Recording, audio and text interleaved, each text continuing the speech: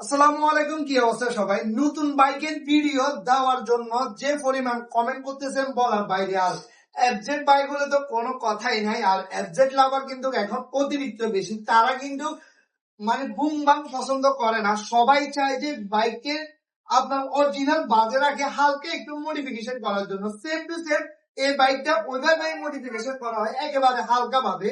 আর গাড়ির যে মালিক আমাদের সবে 3 থেকে 4 দিন আসে ঘুরে যায়, হয়তো ব্যস্ততার কারণে গাড়িটি কাজ করতে পারি না। আজকে আলহামদুলিল্লাহ ফ্রি ছিলাম, এই কারণে গাড়িটি আমি যেটা সাজেস্ট করছি উনি ওইটাই লাগাইছে। এরকম কাস্টমার খুবই আমাদের কাছে ভালো লাগে, কারণ কিছু কিছু কাস্টমার হয়তো ওনারা ডিজাইন আনে, আমরা করে দিই। কিছু কাস্টমার ডিজাইন আনে না, আমরা যখন বলি ওনারা ওই স্টাইলে গাড়ির কাজ করে। তো আজকের গাড়িটি সামনে দেখুন, ডিএলএল গুলা এখানে ব্লু কালারের লাইট লাগায়, এটার সাথে ম্যাচিং করে ব্লু কালার করি। ব্লু কালার করার পর লুকটা খুবই জোস আসে। আর মিটারটাও ব্লু কালার করি, এটার কিন্তু বিডি অলরেডি দিয়ে দিছি।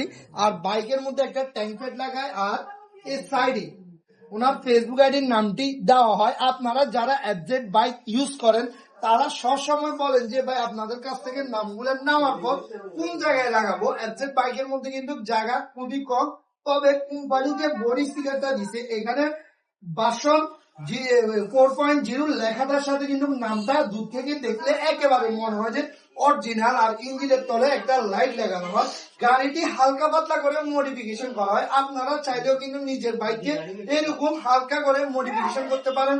সবাই ভালো থাকবেন, সুস্থ থাকবেন। দেখা হবে এরকম আরেকটি নতুন বাইকের ভিডিও নিয়ে। আল্লাহ হাফেজ।